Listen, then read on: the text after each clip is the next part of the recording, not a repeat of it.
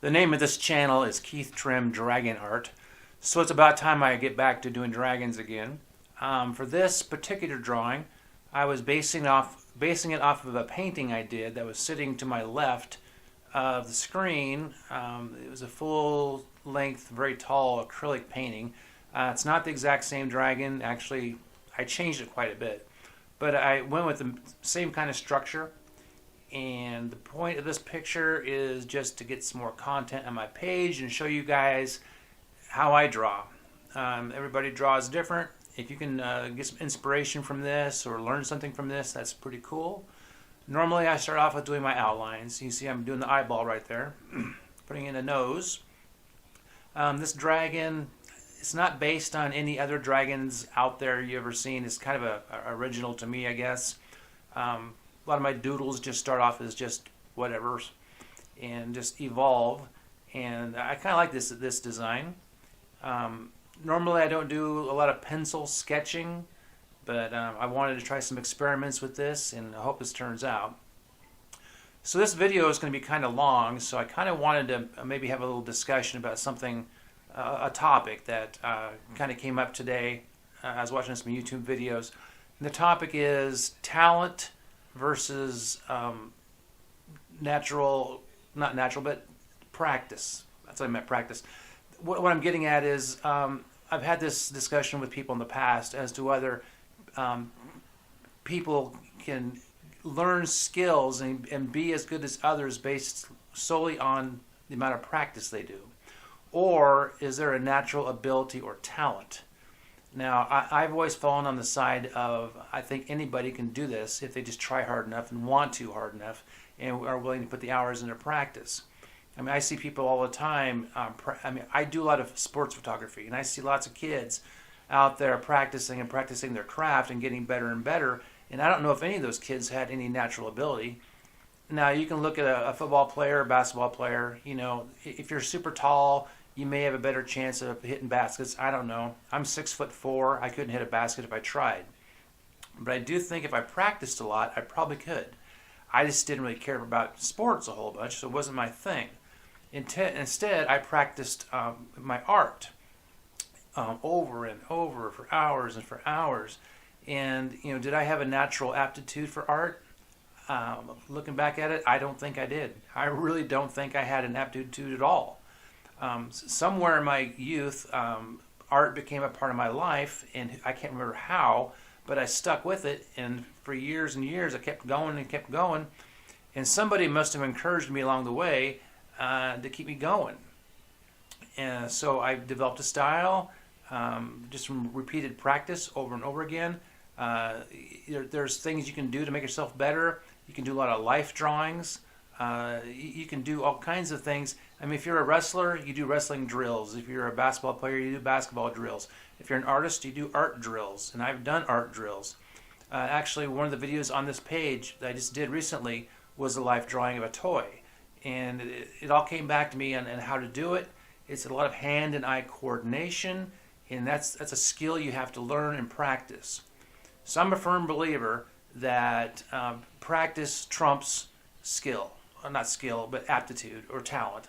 I don't think talent is actually a thing.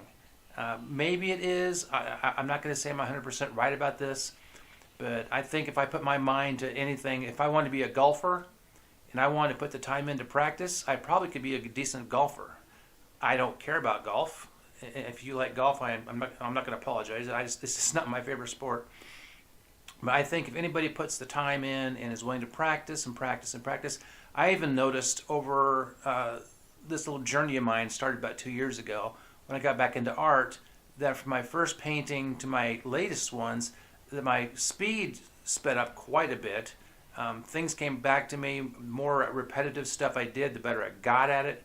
My style got better, my color usage, my shading got better. And I just saw a natural evolution in my own abilities. So whenever I hear somebody on a YouTube channel or anywhere else saying, this guy has talent, I think, well, maybe this guy just put a lot of hours into it. Maybe he put 10,000 hours into it and he's an expert. I don't know anybody who's born an expert at anything or as talented in anything. Now you get your little Beethovens or Mozarts who can do a concerto at 5 years old. I don't know. Maybe there's something to that. You know, these mathematical geniuses who can do math, and I can't do the math. But I've always thought if I put my mind to it, you know, when I was in high school, my emphasis was in the arts. And I always was very jealous of the kids who could do the algebra stuff. It just did not click with me. And this is kind of funny. One of my favorite things to do on TikTok or YouTube is watch math channels, because to me it's like magic. You know, it's like a magic trick. How did you figure this out? How did you know how this works? And I watched lots of math stuff, but I still can't quite figure it out. I'm getting better at it. But I also watch a lot of art channels, and I've stolen tons of ideas from different art channels. Let's talk about my drawing here. I've got a lot of the outlines done. I'm doing some of the shading on the gums right here. I want to give it a 3D effect. I got the teeth all put in, and then I'm trying to shade around the teeth. So I really want to give this a 3D look. My plans for this drawing is I'm going to get my ink washes out. I'm going to do some washes and make a second video out of this. I think this picture has some potential, and right now when I shot this it was 25 minutes long, and I've sped it up, so I'm not sure how long it's going to be exactly, but I didn't want to put the washes on the same video, although the watch time would be awesome, because the more watch time I get, the better this video will get sent out to people. So let's go that route, and please like and subscribe and share this video with all your friends. I don't know if dragons is your thing. Maybe it's not, but there's things you can learn from this video, whether it was a dragon or a flower or a train or clouds. There's always something you can learn no matter what. That's another subject I need a sort of subject is subject matter. Because I do feel that a lot of folks don't care for my subject matter. Dragons and monsters is not their thing, because they're not going to hang it in their house next to their couch. I would, and I do. I have several of my paintings in the house. I've given away a lot of my paintings over the last 2 years because I was getting a huge amount of them built up in my living room. Because at the time I was painting them on canvas and it was just getting bulky. Now I'm doing everything on paper, and I put it into a portfolio, which is much nicer because it doesn't take as much room.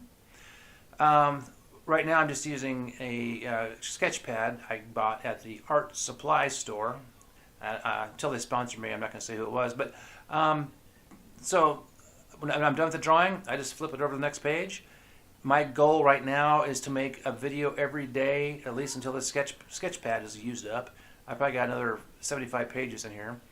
And these drawings don't take me too long to do. I just need to come up with an idea, sit down, and do it.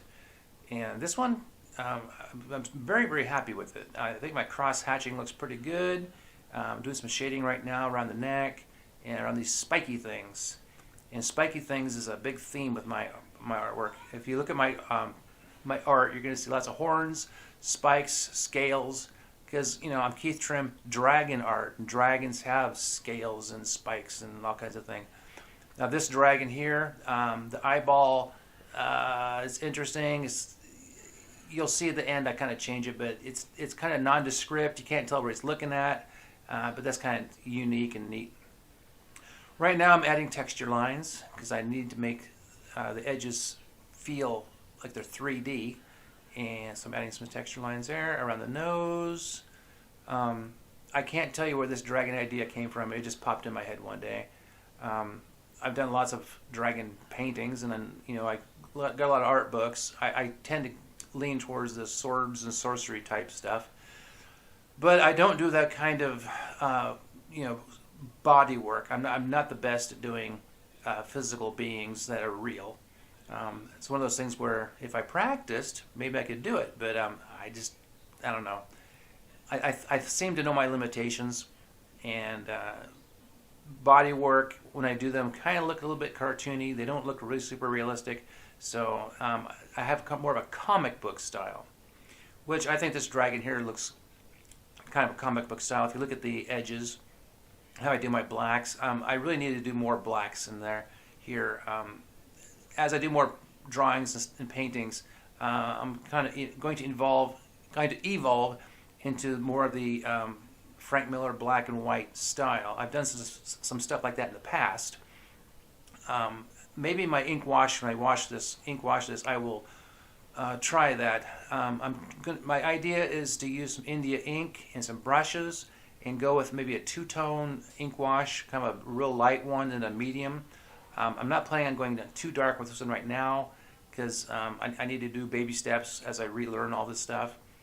And I don't want to go too dark because it might ruin it, but then knowing me, I will do it anyway because I won't care because that's just how I am. That's kind of sad to say. But here, look at that little chin hair. The whole dragon is full of scales and stuff, and I gave him some chin hair. That's kind of cool. He's like my Alice in Chains dragon.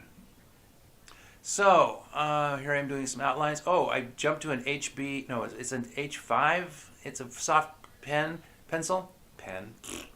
I wanted to get some darker edges, so I picked up some of these H3, H5 pencils. So I wanted to get some darker shadows and darker edges. I'm liking right now how it's working out. When you use those kind of pencils, they tend to run out real quick because you're using the lead real fast. So I had to, at some point here, I think I got up and sharpened my pencils. But I don't remember doing it. Well, am I doing it here? No, here I come. I'm back. I thought that I did. But anyway, I am using those H3s, H5s, and I'm darkening this up as the dark areas as much as possible without having to get to an ink pen, because I think pencil has a unique quality to it that ink doesn't really give you. Don't get me wrong, I love my ink, I really do. Okay, now I'm doing some stuff for the eyes. I'm kind of lightening up the middle, so there's no pupil, so you can't tell where he's looking at, and that's kind of a neat effect on this picture. And I'm doing some cross hatching here, do some shading. So I'm doing the side pencil shading, I'm doing the cross hatch shading, and so I'm kind of mixing it up. And I'm darkening out my spikes a little bit more. You get to have nice dark spikes. And add a little bit more shading there, and then that little nose horn. So where am I at here? Getting my little envelope out, doing some erasing, cleaning things up. I really like this design. I think it's kind of cool. If you like it, give me a thumbs up, give me a comment. You know what? I don't get a lot of comments on my artwork. I really don't. I'd love to know what you guys think. So when you're liking and subscribing and sharing, please make a comment. Nothing nasty, because I have a really fragile ego and I can't take criticism. But if you want to say something really nice about this, I'd appreciate if you would. Here I go doing some of my little, I don't know what you call that. It's kind of a shape effect. Now I'm putting in a little bit of background here, just a really light shade pencil. If I do the ink wash thing, I'll probably go over that again with some ink to darken it just a little bit. But I want to give it a little bit of contrast so it could stand out from the picture a bit. So just a little bit of that, and then I reach over there and I think I'm grabbing my Sharpie pen and write my name, Keith Trimm 24.